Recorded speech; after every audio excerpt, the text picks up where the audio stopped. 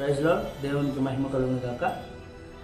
ఈ వీడియో కేవలం కల్వరి భక్తులకి మాత్రమే, సతీష్ కుమార్ భక్తులకి మాత్రమే నేను ఈ వీడియో చేస్తున్నాను.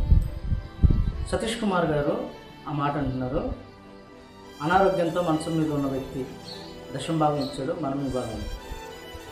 మీకు అపోస్తుల కార్యము 4వ అధ్యాయము 34, 35 సతీష్ కుమార్ కానీ ఆ సతీష్ కుమార్ భక్తులు కానీ ఈ వాక్యాన్ని చూసిండ్రు.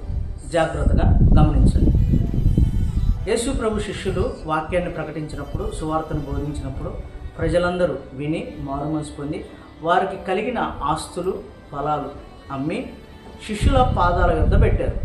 పెట్టినప్పుడు ఆ శిష్యులు పేతురు గారు ఆ పైసలన్నీ తీసుకొని సంఘంలో అందరికీ పంచిపెట్టారు. ఒకరు పేదవారు, ఒకరు ఉన్నవారు అనే తేడా లేకుండా సమానంగా పంచిపెట్టారు. ఇలా సతీష్ కుమార్ లాగా డబ్బులు ఇవ్వండి, పునుగులు వేసేవాళ్ళు డబ్బులు ఇవ్వాలి, సాగులో డబ్బులు ఇవ్వాలి, రిక్షా దొక్కేవాడు డబ్బులు ఇవ్వాలి. వీళ్ళు మాత్రం ఇచ్చిన వాళ్ళు ఇచ్చిన స్థితిలోనే ఉన్నారు.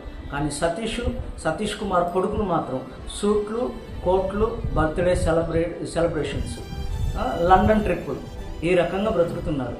మీరు ఇచ్చే డబ్బుల వల్ల వీడు ఎంజాయ్ చేస్తున్నాడు. దొంగ సేవ పేరుతో, దశమ భాగం పేరుతో మిమ్మల్ని మోసం చేస్తున్నాడు. ఇప్పుడు శిష్యులు ఎలా అయితే పంచిపెట్టారో అలా పంచిపెట్టమనండి, చూద్దాం. సతీష్ కుమార్ని దొంగ సేవ చేస్తున్నాడు, మిమ్మల్ని మోసం చేస్తున్నాడు. ఈ మాటలు మీ హృదయంలో దేవుడు స్థిరపరచుగా.